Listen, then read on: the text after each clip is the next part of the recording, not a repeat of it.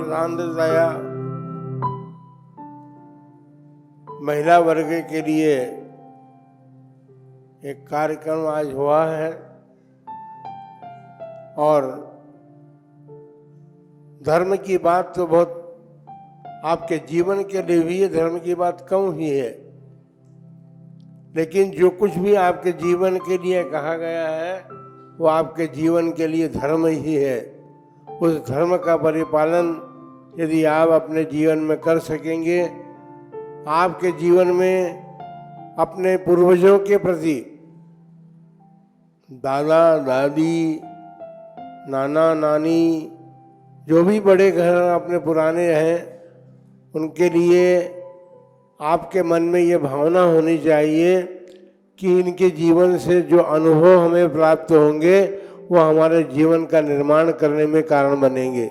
इसलिए आजकल महिला वर्ग जो है, ये तो बच्चियों के लिए सामने कार्यक्रम हुआ था विशेष, लेकिन महिला वर्ग जो है अब एकल परिवार में ज़्यादा विश्वास रखते हैं।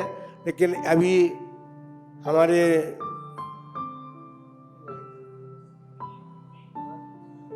कारमा जी ने तो, वो मीना जी कारमा की बेटी है वो मीना जी, लेकिन वो परिवार में जब जहाँ गई है वहाँ की बात भी उन्होंने बताई कि हमारे दादा ने हमारे परिवार में जो हमें संस्कार मिले थे वो हम अपने ससुराल में भी ले जा करके उन संस्कारों को अपने बच्चों को भी देने का प्रयत्न और पुरुषार्थ किया। बंधुओं, संस्कारों का बहुत महत्वपूर्ण स्थान अपने जीवन में होता है। संस्कार एक ऐसी चीज है जिससे जीवन निर्मित होता है, निर्माण होता है, और संस्कारों के अभाव में हम देखते हैं अभी हमारी नई पीढ़ी जो है उसके संस्कार बिगड़ते जा रहे हैं। नई पीढ़ी में संस्कारों का अभाव होता जा रहा है और उसका एक ही कारण रहा है कि सब नई पीढ़ी के लोग, चाहे वो लड़के हों या लड़कियां हों, कोई भी हो, लेकिन पुराने लोगों पर उन्होंने विश्वास करना छोड़ दिया। उन्होंने अपने आप को अधिक शिक्षित माना और उनको बैकवर्ड मान करके, उनको अशिक्षित मान करके उन्होंने उनके अनुभवों को, उनकी बातों को सुनने का भी अपने मन में भाव नहीं रखा, और उस कारण से आज देखते हैं कि नई पीढ़ी का जीवन कितना बर्बाद हुआ जा रहा है। अपने जीवन का निर्माण करने के लिए आपके माता पिता ने उन्होंने अपने माता पिता से संस्कार प्राप्त किए थे और उन्होंने भी उनके माता पिता से संस्कार प्राप्त किए थे। तो देखिए, दादा दादी का जो अनुभव होता है वो कम नहीं होता। आज की शिक्षा पद्धति के अनुसार आप अपने को अधिक अनुभवी मानते हैं, माने कोई बात नहीं है, लेकिन जो अपने जीवन निर्माण के लिए या संस्कार देने के लिए जो अनुभव उनके पास है वो अनुभव अपन कभी प्राप्त कर भी नहीं सकते हैं। हम आजकल की शिक्षा पद्धति जो है ऐसे अनुभव हमें प्रदान नहीं कर सकती। इसलिए हमको अधिक नहीं कहना है। हम कल भी ऐसी हमारी स्थिति रही कि समय घड़ी जो बताती है, और आज भी यही थी। हमको कहना तो बहुत कुछ था, आज भी हमारे साथ बहुत सारे पॉइंट थे, लेकिन एक बात बता दें कि महिलाओं के लिए, चाहे वो माँ हो या बच्चियाँ हो, सभी हो, लेकिन सील जो है सबसे बड़ा धन है उनके पास। उनका सील सुरक्षित है तो सबसे बड़े धनी है, और सील यदि नहीं है तो चाहे धन आप जितना प्राप्त कर लें, लेकिन वो धन आपके लिए, वो ऐश्वर्य आपके लिए कार्यकारी नहीं होगा। इसलिए हम ऐश्वर्य की बात बता दें आपको। आरोग्य, विद्वत्ता ने ज्ञान, और सज्जनों के साथ मित्रता। सज्जनों के साथ मित्रता करें, मित्र बनाए तो, और महान कुल में जन्म, ये बहुत बड़े धन है, ये ऐश्वर्यता है हमारी। और स्वाधीनता जो है, स्वाधीनता का अर्थ हम गलत शब्दों में उसका भाव समझते हैं। स्व अधीनता ने अपने अधीन रहना, अपने अधीन का मतलब है अपने, आजकल जो स्वाधीन मतलब परिवार से अलग हो जाना, इसको सब स्वाधीन मानते, लेकिन स्वाधीन का मतलब है स्व अधीन, अर्थात अपने अधीन रहना, अर्थात अपने जीवन को ऐसा बनाना, अपने जीवन में संयम को ऐसा अवो करना जिससे कि हमारा जीवन स्वाधीन बने, और स्वाधीन जीवन ही वास्तव में कार्यकारी होता है। स्वाधीनता और स्वतंत्रता में बहुत बड़ा अंतर है।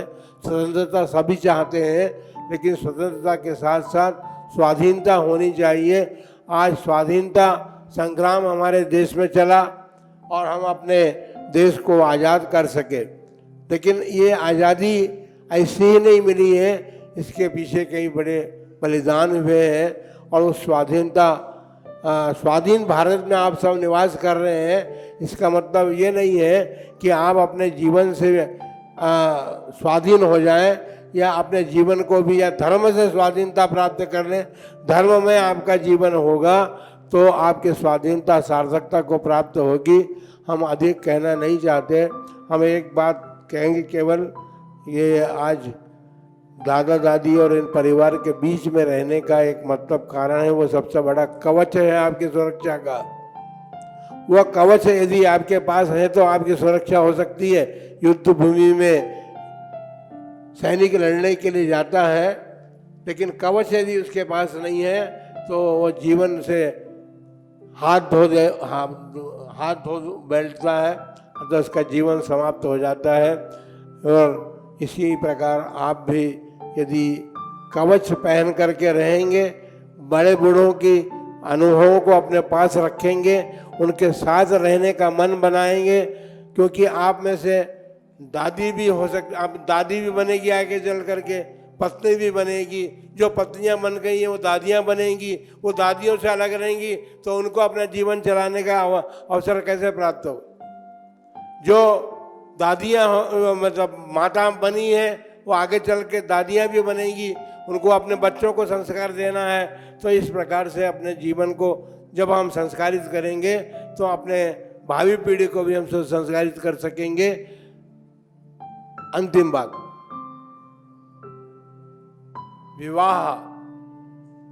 विवाह संबंध जो है अपनी स्वेच्छा से नहीं करें, हमें जो इष्ट है वो नहीं करें, ये ध्यान रखना है। अपनी बात को समझाने की बात तो अलग है, वो अपने दादा दादी सबको समझा सकते हैं, लेकिन सबसे बड़ी बात ये है कि आप ये अपने मन में संकल्प रखें कि हम विवाह करेंगे तो अपने दादा दादी या माता पिता के कारण जो वो जहाँ भेजेंगे। उदाहरण है अपने शास्त्र में मैना सुंदरी का, पिता ने जब उन्होंने कहा कि आप जहाँ कर देंगे वहाँ ठीक है, तो पिता ने भी थोड़ा सा अपने मानसिकता को बदला और एक कौड़ी पति के साथ उनका संबंध कर दिया। लेकिन उस मैना सुंदरी ने कौड़ी पति को भी सब सुंदर बना करके अपने धर्म के आधार पर सिद्ध चक्र का विधान करके, और उसने अपने कौड़ी पति को भी सुंदर बना करके उसके साथ जीवन जिया है। तो आपको ये ध्यान रखना है बंधुओं कि अपने दादा दादी या माता पिता जो भी हैं उनकी इच्छा के बिना आप अपने जीवन का निर्माण, अपने जीवन का संबंध बनाने का निर्णय स्वयं नहीं करें। यदि आप करेंगे तो हो सकता है कि आपका निर्णय गलत भी हो सकता है, और उनके निमित्त से, उनके आधार से यदि आप करेंगे तो आपका जीवन सुंदर बनेगा, आपका जीवन भी सुंदर बने। और आप सभी लोग, ये महिला वर्ग सबसे कहना है, इन बच्चियों से नहीं कहना है, केवल आप सबसे भी कहना है कि आप एकल परिवार की संस्कृति को छोड़ दें, भूल जाएं, और अपने परिवारों के बीच में ही रहने का प्रयत्न और पुरुषार्थ करेंगे तो आपका जीवन भी सुसंस्कारित चलेगा। और सुसंस्कारित जीवन से आप अपने भावी पीढ़ी को भी संस्कार दे सकेंगे। इन्हीं मंगलमय भावों के साथ आप सबके लिए मंगल आशीर्वाद कि आपका जीवन सुंदर बने और आप अपने जीवन को संस्कारित बना करके अपनी भावी पीढ़ी को भी संस्कार देने का प्रयत्न और पुरुषार्थ कर सकें, ऐसा हमारा मानना है। जय बोलो महावीर भगवान की।